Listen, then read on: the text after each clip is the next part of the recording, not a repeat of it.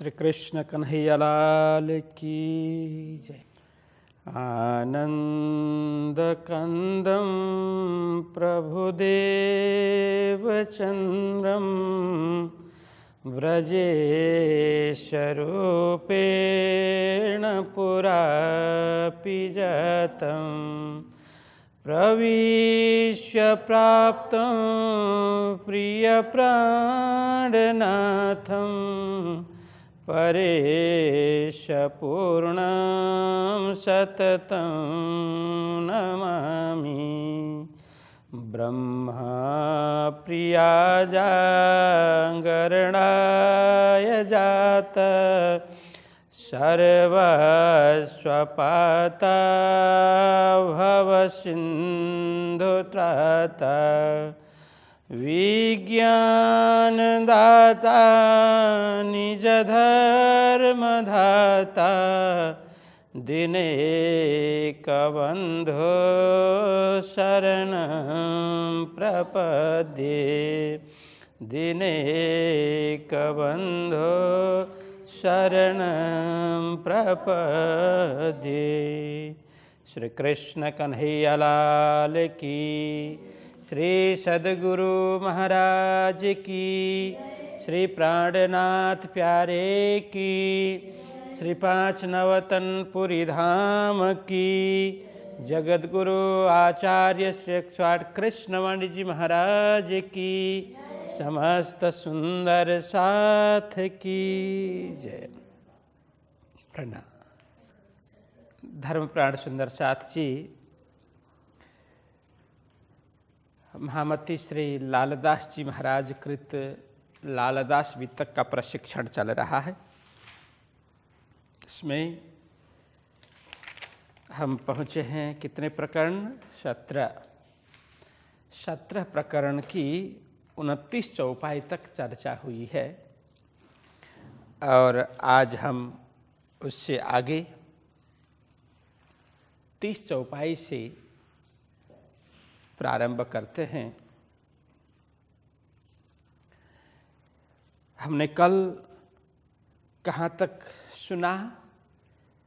महामती श्री प्राणनाथ जी महाराज सद्गुरु श्री देवचंद्र जी महाराज के द्वारा जागृत हुए सुंदर साथ जो 313 की संख्या है, उन सबको एकत्रित करके सभी को उनकी रुचि के आधार पर सेवा करने की भावना प्राणनाथ जी महाराज के हृदय में आती है। तो उसके लिए वे माया का काम, मतलब जाम वजीर के यहाँ जाकर के दीवानगिरी का कार्य प्रारंभ करते हैं। तो नित्य प्रति बिहारी जी महाराज के सम्मुख जाकर के चर्चा श्रवण करना, फिर सुंदर साथ जी से चर्चा परिचर्चा करना और सेवा करना, ये सारा कार्य भी करते हैं सुबह शाम। और इसमें अपने जीवन में कई कठिन घड़ी भी आती है उनके जीवन में, लेकिन कैसी भी घड़ी हो, किसी भी प्रकार का कष्ट एवं दुख का समय आए, फिर भी वे विचलित हुए बगैर आगे बढ़ते रहते हैं। उनके हृदय में एक ही भाव है कि सुंदर साथ की सेवा तो इसी संसार में हो सकती है। यह मौका, यह अवसर, ये अपॉर्चुनिटी तो इस संसार में ही मिल सकती है। परम धाम में तो कहीं किसी की सेवा की आवश्यकता नहीं है। अतः जो इस संसार में हम आए हैं खेल देखने के लिए, यहाँ सब सुंदर साथ की मैं खूब सेवा करूं, सबको प्रेम स्नेह प्रदान करूं, क्योंकि धनी जी ने मुझे सुंदर साथ की सेवा के लिए ही यहाँ बैठा है, मुझे उत्तरदायित्व प्रदान किया है, मुझे जिम्मेदारी दी है। इसलिए उसको पूर्ण रूप से मैं अनमन होकर के नहीं, खुशी खुशी हृदय पूर्वक मैं सेवा वहन करूं, सुंदर साथ की सेवा करूं। तो यही बोलते हैं कि अब यहीं पर सुंदर साथ की परीक्षा होती है, माया में ही सुंदर साथ की परीक्षा होती है। क्योंकि परम धाम में तो कोई परीक्षा की आवश्यकता नहीं है। तो यहाँ आजमाइश कहा है ना, यह आजमाइश साथ की करत हक सुभान। तो यहाँ परीक्षा सुंदर साथ की श्री राज जी कर रहे हैं। तो अलग अलग प्रसंग उपस्थित करके, अलग अलग घटना निर्माण करके राज जी परीक्षा ले रहे हैं कि हाँ इसके पास कितना धैर्य है, कितना इसके पास संयम है, तो धर्म के प्रति, सुंदर साथ की सेवा के प्रति किस तरह से आगे यह बढ़ेगा। ये सब राज जी सब परीक्षा ले रहे हैं, मुझे परीक्षा में पास होना है। इस तरह से तो महामती श्री प्राणनाथ जी महाराज यहाँ सोच रहे हैं। यहाँ तक का प्रसंग हमने कल श्रवण किया। अब आगे 30 चौपाई से हम आगे प्रसंग चलाते हैं, सभी ध्यान से श्रवण करेंगे। ऐसा जान के दिल में सेवा लगे करने, रखा अपने पास ही जान धाम सगाई अपने। अब ऐसा जान के दिल में, क्या जान करके, सुंदर साथ की सेवा मुझे खूब करनी है, हृदय खोल करके सुंदर साथ की सेवा करनी है, यह मौका बार बार मिलने वाला नहीं है। ऐसा जान करके सेवा लगे करने। अब सेवा के लिए उन्होंने बिड़ा उठाया, सेवा करने के लिए वे तत्पर हो गए और रखा अपने पास ही। अब सेवा करने के लिए देखिए, छोटा कार्यक्रम हो, बड़ा कार्यक्रम हो, छोटा प्रोग्राम हो या बड़ा प्रोग्राम हो, उसको करने के लिए मैन पावर की ज़रूरत पड़ती है ना। उसका मतलब कि लोगों की आवश्यकता होती है।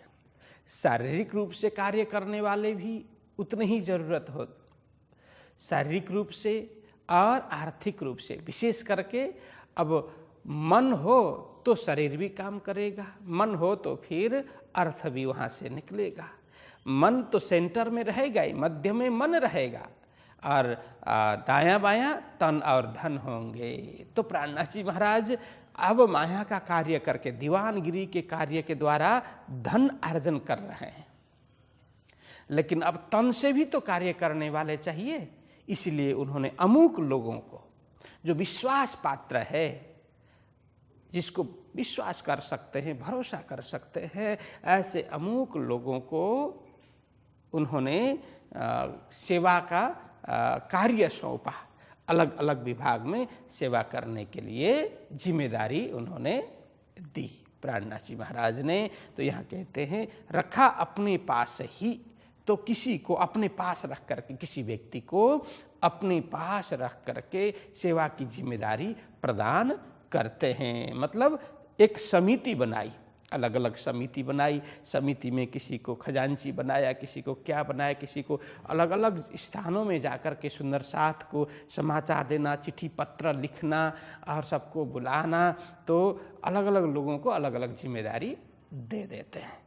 तो जान धाम सगाई अपने, क्या जान करके ये सब कार्य कर रहे हैं, क्या जान करके कि सगाई कैसा कि धाम, जान धाम सगाई अपने, धाम के संबंधी जान करके, धाम का रिश्ता समझ करके। धाम से नाता है हमारा सांसारिक नाता नहीं है, परमधाम का नाता है, परमधाम का संबंध है, वहीं का रिश्ता है। ऐसा सोच करके सब सुंदर साथ की सेवार्थ, सेवा हेतु अब अमुक सुंदर साथ को नियुक्त करते हैं, किसी को अपने पास ही रखते हैं। एक एक क्या कुछ चल रहा है, क्या कुछ कार्य आगे बढ़ रहा है, कितनी उन्नति प्रगति हो गई, वो सब समाचार देने के लिए एक किसी को अपने पास रख लेते हैं। तिनको तब एक कहा जो हाथ चालाकी होए तुम, सो साथ की सेवा करो यह मेरा हुक्म। अब प्राणनाथ जी महाराज बोलते हैं तिनको तब एक कया, जो अपने पास जो विश्वास पात्र चयन करके लोगों को जो जिम्मेदारी दी है, उनको प्राणनाथ जी महाराज क्या बोलते हैं तिनको तब ये कहा, उन सुंदर साथ को ये ऐसा कहा क्या, जो हाथ चालाकी होए तुम। देखो, हाथ चालाकी होए तुम, यहाँ कहने का मतलब क्या है? चालाकी।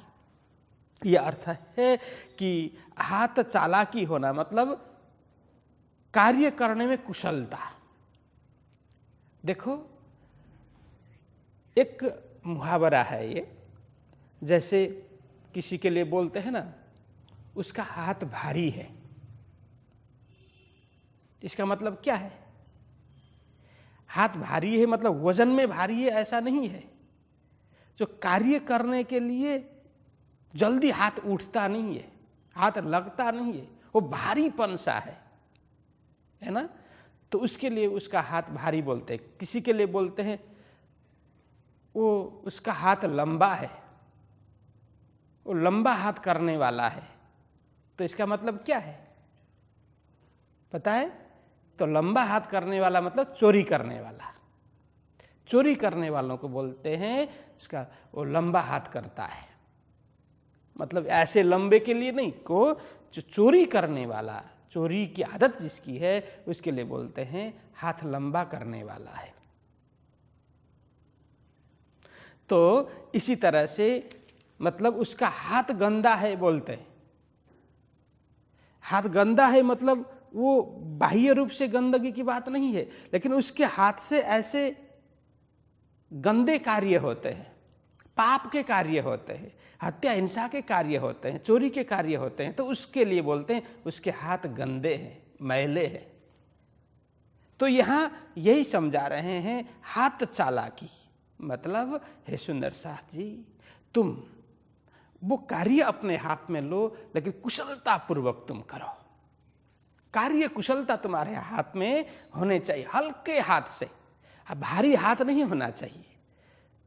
तो कोई भी कार्य करते हैं तो जैसे कोई भोजन कराता है तो बोलते हैं कई लोगों को कि उनके हाथ में श है।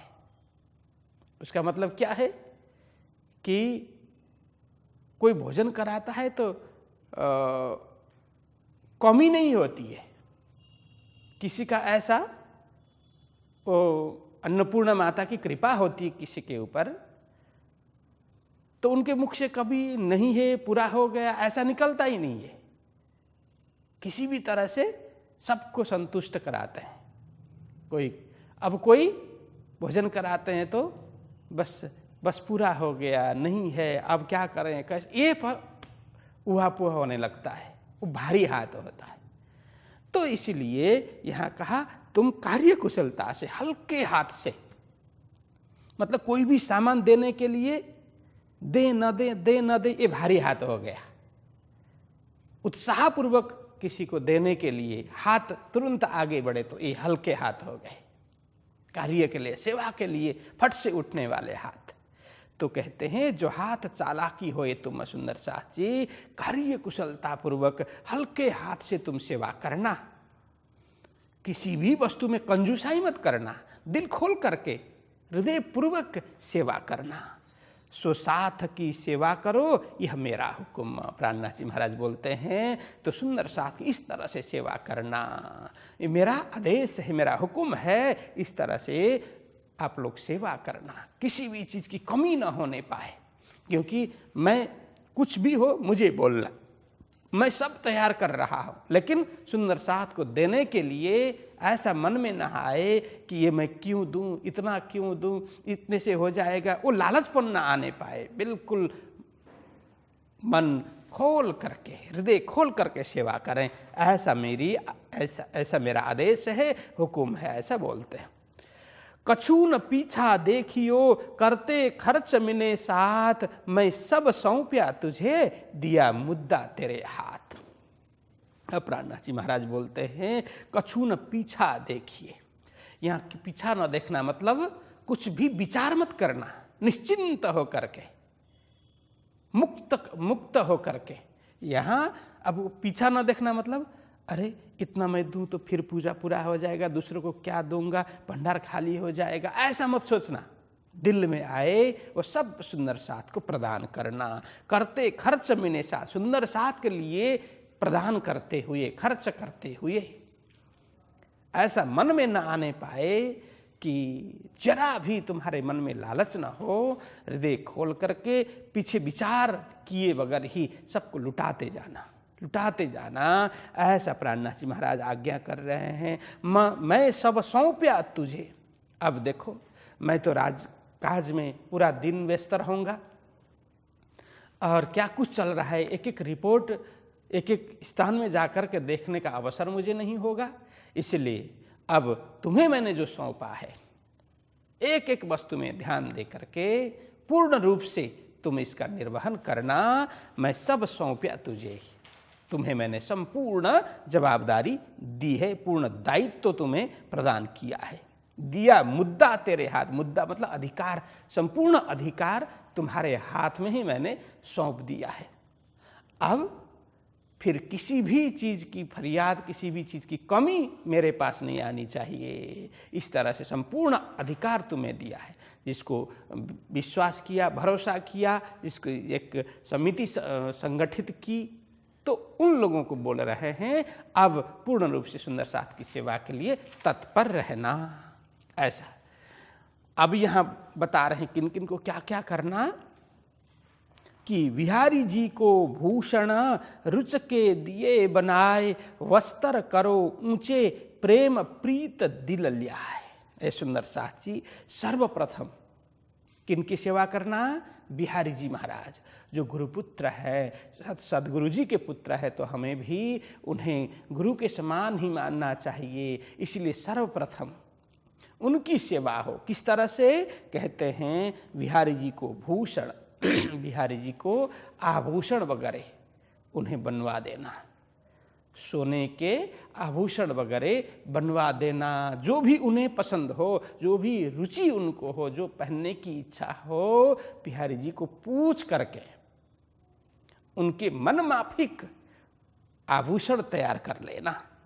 बिहारी जी को भूषण रुच के दिए बनाए। रुच के मतलब अपने हिसाब से, हाँ ये मैं दूंगा चलेगा, ऐसा नहीं।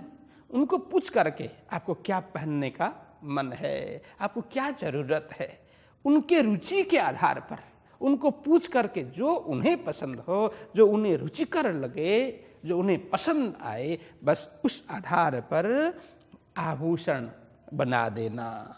रुच के मतलब उनके रुचि अनुरूप, उनकी इच्छा अनुरूप बना करके दे देना। वस्त्र करो ऊंचे। वस्त्र भी ऊंचे करना मतलब कोई साधारण नहीं, कीमती वस्त्र, अच्छे वस्त्र, रेशम के वस्त्र जो उन्हें अच्छे लगते हैं, जो उन्हें पसंद हो, पहनने में भी आरामदायी हो और ऊंची कीमत की हो, ऐसे ऊंचे कीमत के ऐसे वस्त्र आप लोग तैयार कर लेना। लेकिन उन्हें पूछ करके उनकी रुचि के आधार पर सब प्रदान करना। प्रेम प्रीत दिल ल्याए।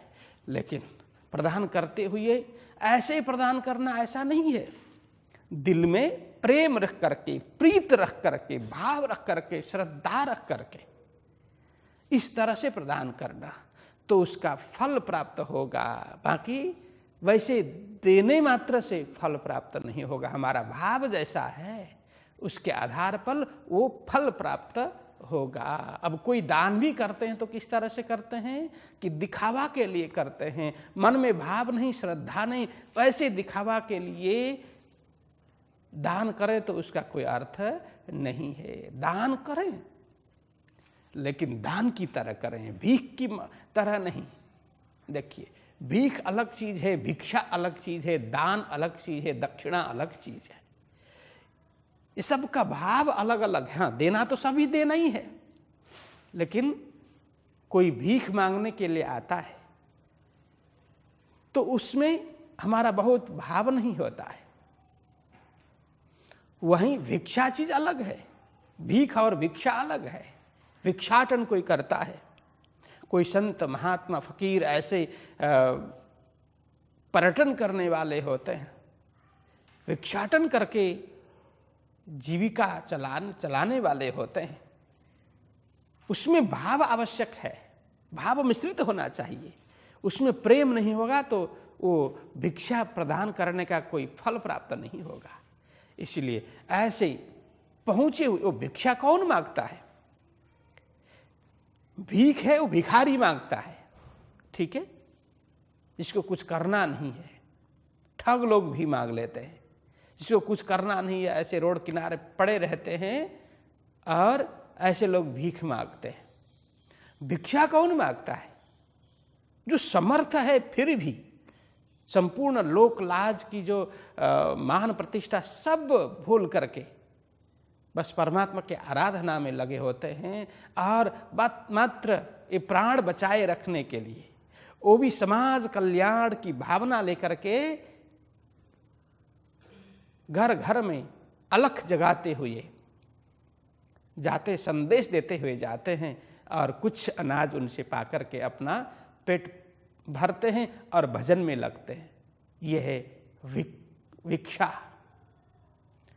और दान क्या है कि हमें हमारी भावना, हमारी मनोकामना पूर्ण हो, सिद्ध हो, इसके लिए किसी को दान करते हैं। तीर्थ में दान करते हैं, जहाँ आवश्यक लगे ऐसे लोगों को दान करते हैं। गाय के नाम पे दान करते हैं, मंदिर के नाम पे दान करते हैं, ब्राह्मण को दान करते हैं। और दान करते हुए हमारे अंदर जब उनके प्रति भाव नहीं हो तो दान का कोई अर्थ नहीं है। जिसके लिए हम दान कर रहे हैं, गाय के लिए दान कर रहे हैं, तो गाय के प्रति हमारा प्रेम हो, श्रद्धा हो, विश्वास हो। गाय में 33 प्रकार के देवी देवताओं का निवास है, ऐसा मान करके गाय की सेवा, गाय को स्पर्श करने मात्र से हमारे पाप धुल जाते हैं और हमें पुण्य प्राप्त होगा। इस भाव से गाय का संरक्षण करना चाहिए। ऐसी श्रद्धा भावना से रत होकर के हम गाय के लिए दान करें तो वो पुण्य प्राप्त होगा। लेकिन गाय के प्रति भाव नहीं है और समाज को दिखाने के लिए हम दान करें तो उसका पुण्य हमें प्राप्त होगा नहीं। इसी तरह से किसी योगियों को, सन्यासियों को, ब्राह्मणों को, ब्रह्मचारी को जहाँ आवश्यक हो ऐसे लोगों को दान करें तो भी उनके प्रति भाव होना आवश्यक है। ये दान है, तभी उसका फल प्राप्त होगा। दक्षिणा क्या है? दक्षिणा अब जो हम उनसे मेहनत करवाते हैं, जैसे हम पाठ पढ़वाते हैं, तो पाठ किसी के लिए पाठ पढ़वा रहे हैं तो मेहनत किया ना किसी ने, हाँ, तो उसके बदले में जो देते हैं वो दक्षिणा है। तो वह भी भावपूर्ण होना चाहिए, उसमें भी भाव, प्रेम, प्रीत होना चाहिए, स्नेह होना चाहिए। हाँ, उसने मेरे लिए कितना भावपूर्ण हो करके ऐसा पाठ पढ़ा, तो पढ़ने वालों के प्रति हमारा भाव नहीं होगा तो भी पुण्य प्राप्त होगा नहीं, उसका फल प्राप्त नहीं होगा। अब कई लोग क्या सोचते हैं कि दक्षिणा मतलब एक प्रकार से पारिश्रमिक है, लेकिन भौतिक जगत में जो पारिश्रमिक दिया जाता है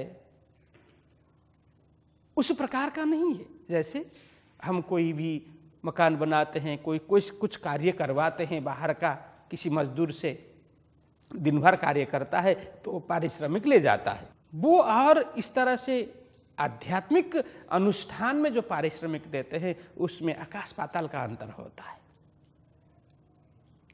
अब भौतिक जगत में भी जो कार्य करता है उसको भी प्रेम पूर्वक देना चाहिए। उसको भी घृणा से देंगे तो वो भी अच्छा नहीं है, सद्भाव संपन्न होकर के देना चाहिए। लेकिन आध्यात्मिक जगत में जो अनुष्ठान करते हैं उसके लिए तो प्रेम अति आवश्यक है, स्नेह अति आवश्यक है। इसलिए ये जान करके हृदय में प्रेम भर करके, प्रीत भर करके दान करने चाहिए, दक्षिणा देनी चाहिए, सेवा करनी चाहिए। तो यहाँ प्राणनाथ जी महाराज यही बोलते हैं, प्रेम प्रीत दिल ल्याए।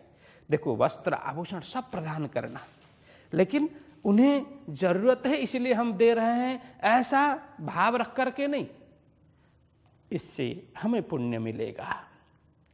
हम न भी देंगे तो उनका तो चल जाएगा, लेकिन उन्हें प्रदान करने से हमें आत्मा को सुख प्राप्त होगा, हमें पुण्य मिल जाएगा, वे स्वीकार कर रहे हैं, हमारा दान स्वीकार कर रहे हैं, यह हमारे लिए बहुत अहोभाग्य है। इस भावना से ओतप्रोत होकर के दान करना कितना बढ़िया समझा रहे हैं। प्रेम प्रीत दिल लाए, हृदय में प्रेम से ओतप्रोत होकर के, प्रेम से भर करके प्रीतिपूर्वक दान करना, प्रीतिपूर्वक सेवा करना, ऐसा समझा रहे हैं।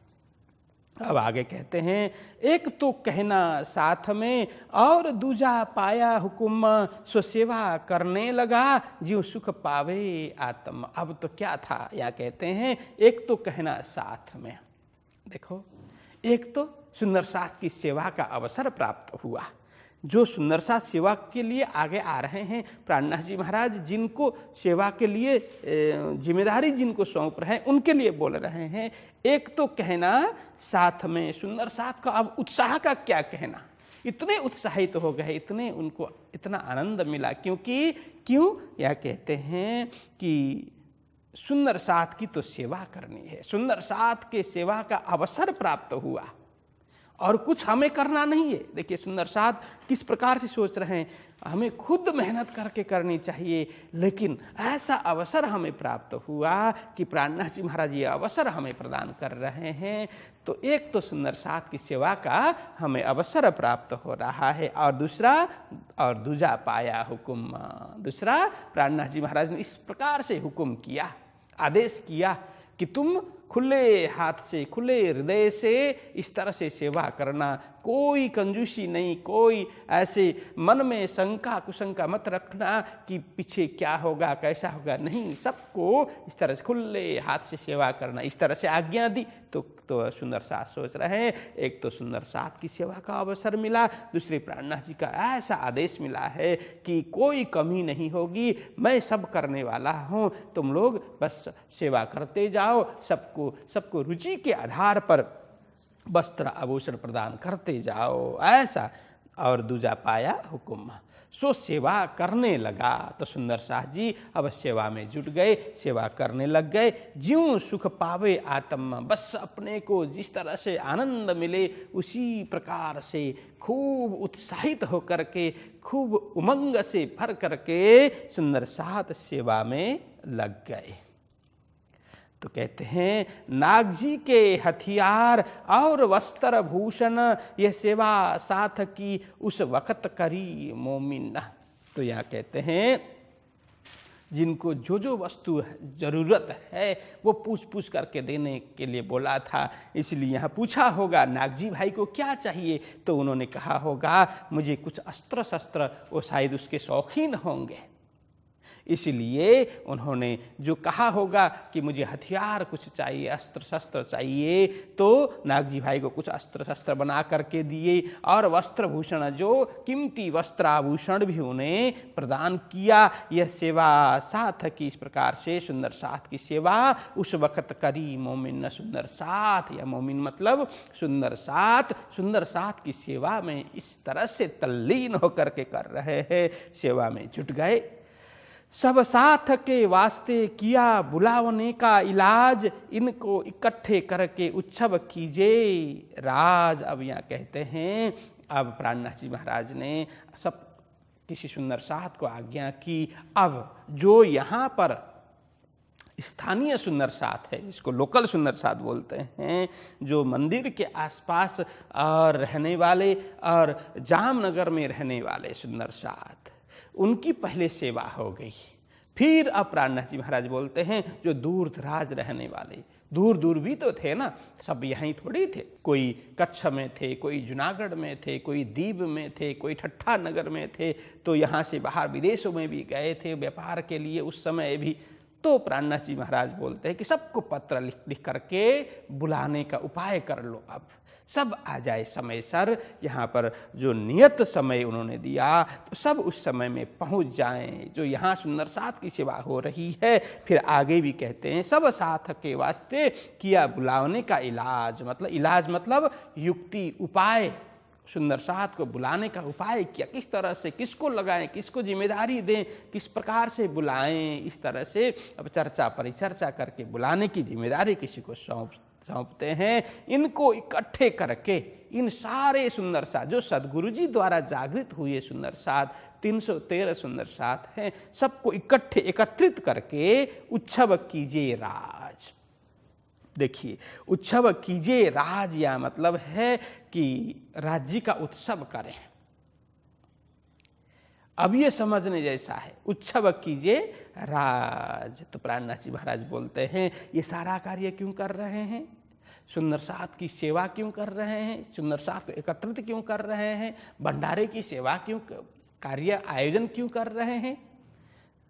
वे सोचते हैं इसमें किसी सुंदर साथ को खुश करने का कोई भाव नहीं है, किसी को प्रशंसा करके किसी को बहुत ऊपर चढ़ाने का ऐसा कोई भाव नहीं है, किसी को गिराने का भाव नहीं है, स्वयं मान प्रतिष्ठा प्राप्त करने का भाव नहीं है, नाम कमाने का भाव नहीं है। वे क्या बोलते हैं, उत्सव कीजिए राज। तो सारे सुंदर साथ एकत्रित होंगे, उनकी सेवा होगी, लेकिन लक्ष्य क्या है कि राज्य का गुणानुवाद हो, राज्य का भजन हो, राज्य का कीर्तन हो, उनकी सेवा हो, बस उनकी चर्चा हो, यही भाव है, अन्य कोई भाव नहीं है। देखिए, आज मेला महोत्सव का अर्थ बदल गया, भाव बदल गया है ना। तो कोई भागवत कथा भी लगाता है तो वो नाम के लिए लगाता है और अर्थ संचय के लिए लगाता है, प्रतिष्ठा के लिए लगाता है, ऐसा हो गया। कोई पारायण का आयोजन करता है तो भी लोगों से वाह कमाने के लिए करने लगा। तो प्राणनाथ जी ने तभी कहा था, देखो कोई भी कार्य हम करें लेकिन उसके मध्य में कौन होना चाहिए, राज। उत्सव कीजिए राज, राज्य का उत्सव होना चाहिए, राज्य का ही गुणानुवाद होना चाहिए, अन्य कोई चर्चा नहीं। अन्य हाँ, सारे सुंदर साथ एकत्रित होंगे तो भोजन की भी आवश्यकता पड़ेगी, भोजन कराना पड़ेगा, उतारा की आवास की आवश्यकता पड़ेगी, सब उसमें लगना पड़ेगा, सब ठीक है, लेकिन वो मात्र मनोरंजन के लिए न हो, आत्मरंजन के लिए करना चाहिए। आत्मरंजन कब होगा, जब केंद्र में राज्य रहेंगे, पूर्ण ब्रह्म परमात्मा केंद्र में होंगे, बस उनसे नयन नहीं हटे, बस लक्ष्य हमारा धाम धनी हो, परमात्मा हो, पूर्ण ब्रह्म परमात्मा ही लक्ष्य में रहेंगे, तो ये उत्सव कहलाएगा। ये आत्मरंजन करने वाला, आत्मोन्नति कराने वाला उत्सव कहलाएगा। बाकी तो मात्र समय व्यतीत हो गया, संपत्ति का व्यय हुआ, उसके कुछ लाभ होने वाला नहीं है। इसीलिए प्राणनाथ जी महाराज कहते हैं उत्सव कीजिए राज। हम सभी ने भागवत में कथा सुनी होगी। देखो, एक समय जब श्री कृष्ण जी 108 दिन के होते हैं तो उन्हें घर से बाहर निकालने का, सूर्य दर्शन का एक उत्सव कराते हैं। तब सबको बुलाते हैं, नंद बाबा, मैया यशोदा, ग्वाल बाल सबको बुला करके घर में आयोजन रखते हैं। आयोजन रखा तो यशोदा मैया क्या करती है, कन्हैया को घर के बाहर गाढ़ा के नीचे ले जा करके सुला देती है। तो कन्हैया जाग जाते हैं। जब जाग करके देखते हैं इधर उधर तो कोई है ही नहीं। उन्होंने देखा क्या, बस घर के आसपास, घर के अंदर लोग आनंद मंगल कर रहे हैं, मस्ती कर रहे हैं, लेकिन जिनके नाम पर उत्सव है उसको तो दूर रख दिया गया। वो तो कहीं दूर गाढ़ा के नीचे पड़ा हुआ है और लोग घर में मस्ती कर रहे हैं। तो उन्हें अच्छा नहीं लगा। उत्सव मेरे नाम पर, लेकिन मेरा ही ख्याल नहीं है, मुझे ही दूर किया जा रहा है, मेरे से सब की नजरें हट रही है, मन दूसरी जगह है, माधव दूसरी जगह है। ये उत्सव नहीं होगा, इससे तो विकृति आएगी, ये अच्छी बात नहीं है। तो उन्होंने क्या किया, गाड़ा के ऊपर देखा तो वहां पर गोरस वगैरह सारे भरे पड़े थे, दूध दही घी सब भरे पड़े थे। तो उन्होंने क्या देखा? गाड़ा के ऊपर दूध दही घी वगैरह भरा पड़ा देखा। तो उन्होंने सोचा, देखो मैं प्रेम स्वरूप हूं, लेकिन ये गाड़ा के ऊपर क्या है? पदार्थ है। ये सब मेरे लिए होना चाहिए, मैं नीचे और ये पदार्थ ऊपर, ऐसा नहीं। सांसारिक पदार्थ की आवश्यकता है, लेकिन वो नीचे हो और प्रेम ऊपर हो, ये आवश्यकता है। परमात्मा सिर में होना चाहिए, परमात्मा सर्वोपरि होना चाहिए, पदार्थ गौण होना चाहिए। प्रमुख रूप से परमात्मा हो, प्रेम हो, ये आवश्यकता है। लेकिन यहाँ क्या हो रहा है? परमात्मा तो नीचे सोए हुए हैं, पदार्थ ऊपर है। इसलिए उन्होंने शिक्षा देने का विचार किया और उसी समय एक असुर आकर के कृष्ण को दबा करके मारने के लिए ऊपर बैठ जाता है। उसी समय उन्हें चरण प्रहार करके, पाद प्रहार करके उसको उल्टा देते हैं और पदार्थ नीचे सारा गिर जाता है। उसी समय कृष्ण ऊपर, उस पदार्थ के ऊपर खेलने लग जाते हैं। तो बोलते कि हाँ, ये सही है, पदार्थ नीचे हो, परमात्मा ऊपर हो, यह आवश्यकता है। और उत्सव हो तो जिनके नाम पर उत्सव हो वह तो केंद्र में होना चाहिए, बस उसको साइड में करके उत्सव नहीं होना चाहिए। ऐसा उन्होंने शिक्षा प्रदान किया। तो यहाँ यही है, उत्सव कीजिए राज। तो राज्य के नाम पर राज्य का गुणानुवाद हो, उनका कीर्तन हो, भजन हो, उनकी कथा हो, चर्चा हो, ये आवश्यक है, न कि बाह्य दिखावा। और नाम तो राज्य का और कार्य दूसरा, ऐसा नहीं होना चाहिए। इसलिए कहा, देखो सब सेवा होनी चाहिए सुंदर साथ की, लेकिन सुंदर साथ की सेवा का भी भाव क्या है? सुंदर साथ की सेवा ही राज्य की सेवा है। इस भाव से राज्य प्रसन्न हो, इस भाव से कार्य होना चाहिए। इस तरह से यहाँ समझाया। तिस वास्ते साथ को किया बुलावने का हुक्म, मैदा घी खाड़ को इकट्ठे करो तुम। तो इस तरह से तिस वास्ते साथ को किया बुलावने का हुक्म। अब उन्होंने सबको जिम्मेदारी दी, किस भाव से सेवा करना, लक्ष्य क्या होना चाहिए, भाव क्या होना चाहिए, प्रेम प्रीत किस तरह से, प्रेम प्रीत में निमग्न होकर के सेवा किस तरह से करनी है, सबको समझा करके अब सारे सुंदर साथ को बुलाने का आदेश दिया। फिर मैदा घी खाण को इकट्ठे करो तुम। जैसे जैसे अब दरबार से जब उनको मेहनताना पारिश्रमिक मिल जाता था तो सुंदर साथ को दे देते थे। इसे खरीदी करके अब मैदा घी खाण जो भी आवश्यक भोजन के लिए आवश्यक सामग्री एकत्रित करने के लिए सुंदर साथ को नियुक्त कर दिया। सामा लगे जोड़ने धरे अपने घर में, सामा जमा होने लगी कपड़ा मंगाया उत्से। अब यहाँ कहते हैं सामा लगे जोड़ने। अब सुंदर साथ भी जो प्राणनाथ जी महाराज की आज्ञा थी उसी अनुरूप सामान जोड़ने लग गए, एकत्रित करने लग गए, धरे अपने घर में। और कितने सामान प्राणनाथ जी महाराज अपने घर में भी रख लेते हैं, कितने सामान खरीद करके एकत्रित अपने घर में कर लेते हैं। सामा जमा होने लगी, सामान अब जमा होने लगी, वस्तु चीज वस्तु सामग्री वगैरह एकत्रित होने लग गई। कपड़ा मंगाया उत्से। अब यहाँ उत्से मतलब कहाँ से मंगाया ये स्पष्टीकरण नहीं है, लेकिन जहाँ कपड़े बनते हैं, जहाँ कपड़े तैयार होते हैं वहाँ से कपड़े मंगा करके कपड़े भी अब इकट्ठा करने लग गए।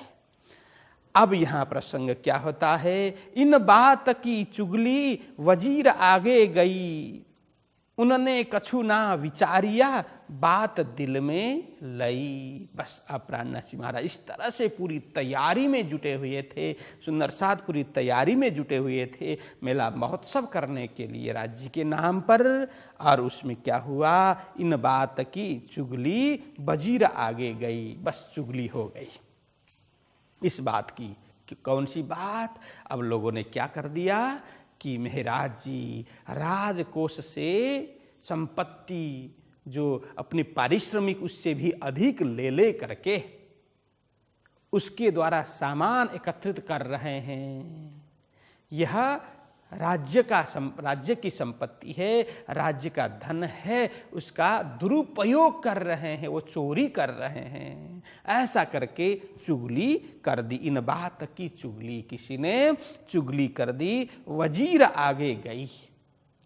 तो वजीर जो है राज्य का, जो राजा के बाद में जो भी प्रमुख होता है, उसके सामने जाकर के इस तरह से वजीर के आगे चुगली कर दी। और कहते हैं कि उन्होंने कछु ना विचारिया। अब यहाँ स्पष्ट नहीं है कि किसने चुगली कर दी करके, लेकिन अन्य वितकों में है कि यह बालबाई एवं बिहारी जी दोनों मिलकर के, अन्य वितक में ऐसा प्रसंग आता है कि सुंदर साथ जी प्राणनाथ जी को खूब पसंद करते हैं और बिहारी जी महाराज से इतने संतुष्ट नहीं है। तो जैसे चर्चा करते हैं, तो बिहारी जी महाराज जब चर्चा करते हैं तो लोगों को इतना समझ नहीं आता वो किस प्रकार से चर्चा करते हैं। सुंदर साथ को इतना कुछ समझ ही नहीं आती बात। तो फिर प्राणनाथ जी महाराज चर्चा करते तो सबको इतनी अच्छी तरह से समझ में आ जाती है। तो सुंदर साथ खूब पसंद करते हैं प्राणनाथ जी को।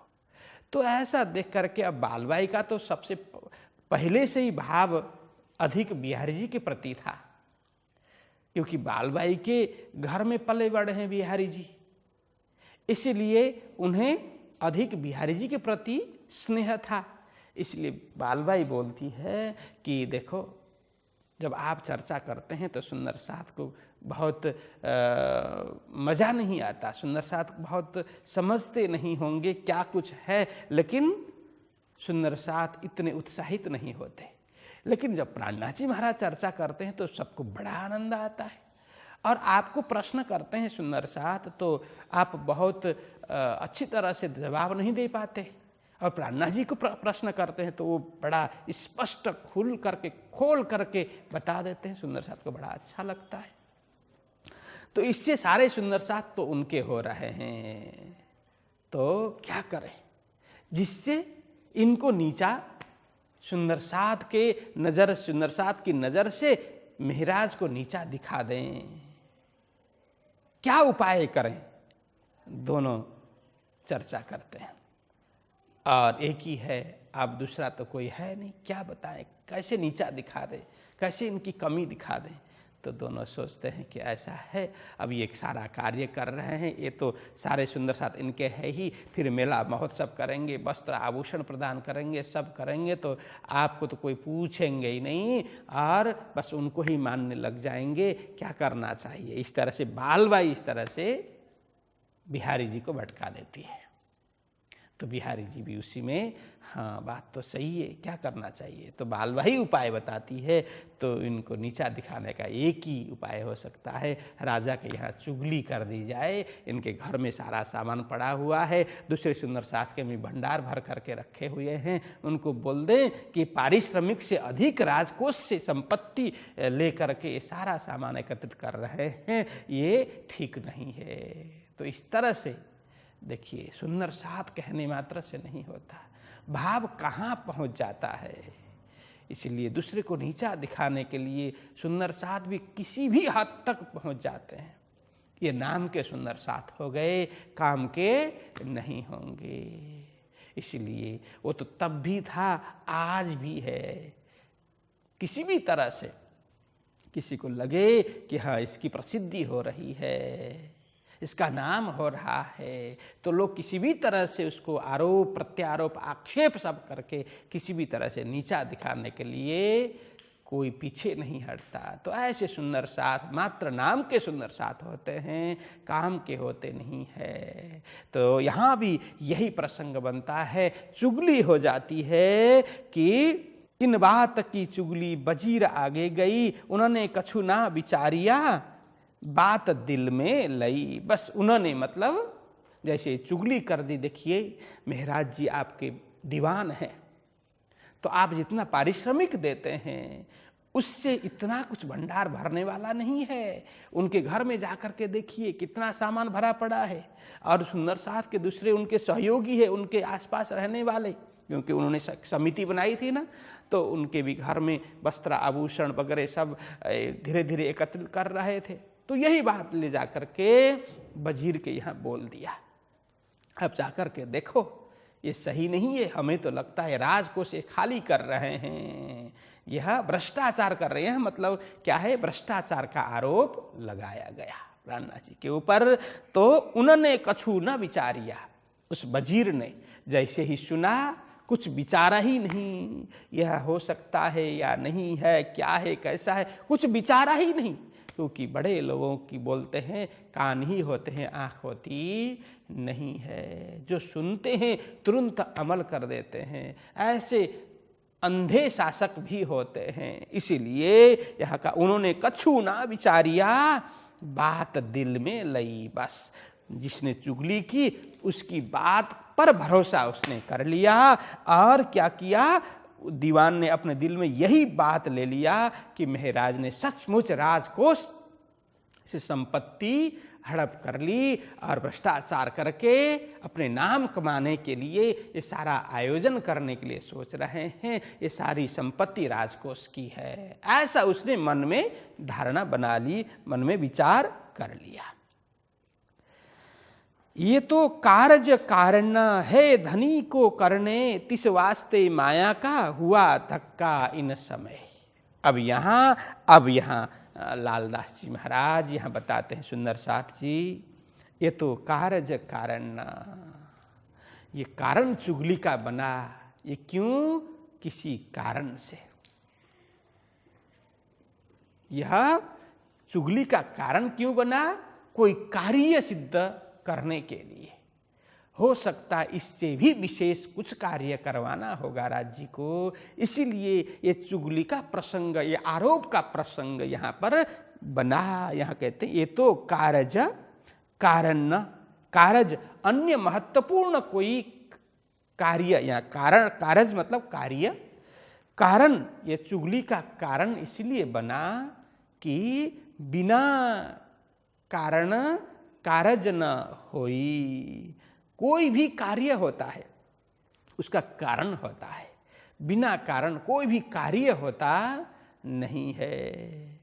तो इसलिए यहाँ कहते हैं यह भी कुछ, यह कार्य जो कुछ बना, यह चुगली का यह कारण होगा, कोई विशेष कारण होगा, उसको सिद्ध करने के लिए ऐसी परिस्थिति यहाँ पर उपस्थित हो गई।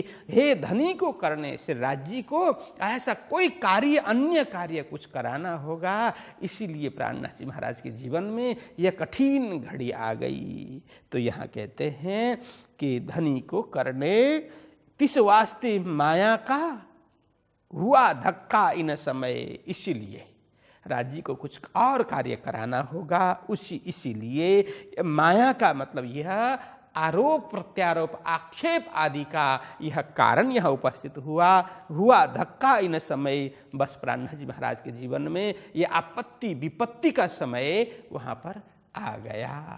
क्यों? क्योंकि वजीर ने जैसे ही सुना तुरंत पकड़ करके उसने प्राणनाथ जी महाराज को नजर कैद में डाला। यहाँ आता है प्रसंग, तब वजीर ने ले के बैठाए अपने घर, सामा लई सरकार में हुआ जोरा इन ऊपर। तो कहते हैं जैसे ही चुगलखोर ने चुगली कर दी, फरियादी ने जो फरियाद कर दी, उसी समय वजीर ने अब प्राणनाथ जी महाराज को गिरफ्तार कर लिया, उन्हें पकड़ करके अपने घर में नजरबंद में रखा, बैठाए अपने घर।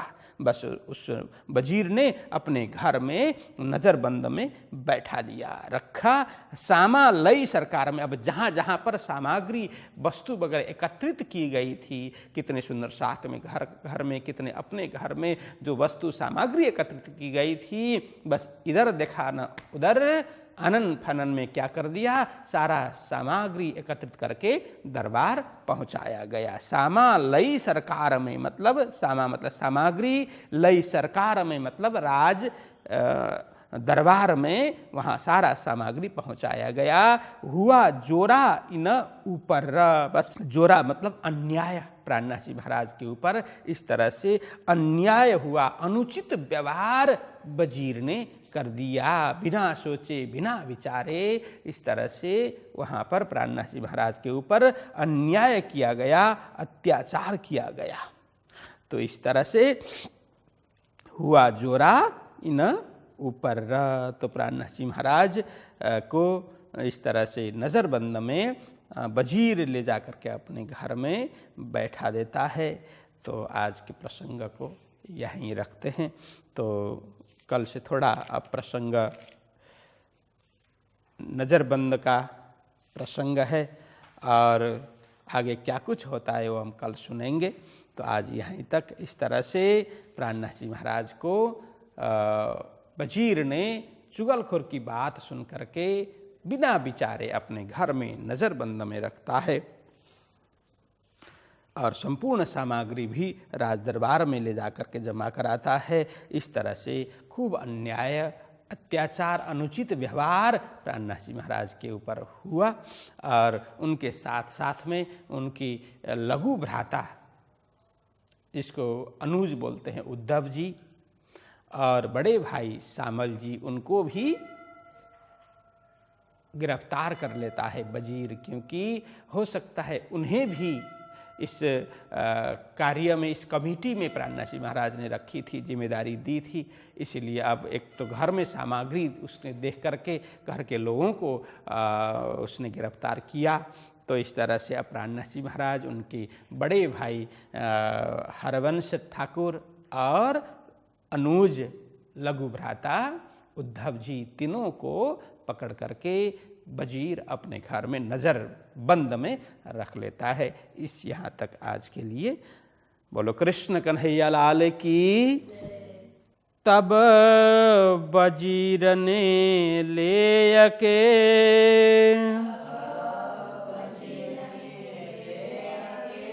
बैठाए अपने घर,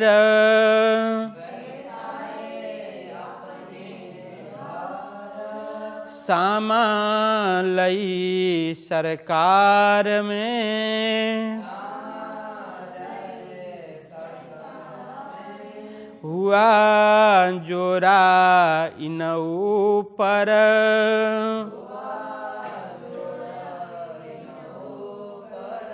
हुआ जोरा इन ऊपर।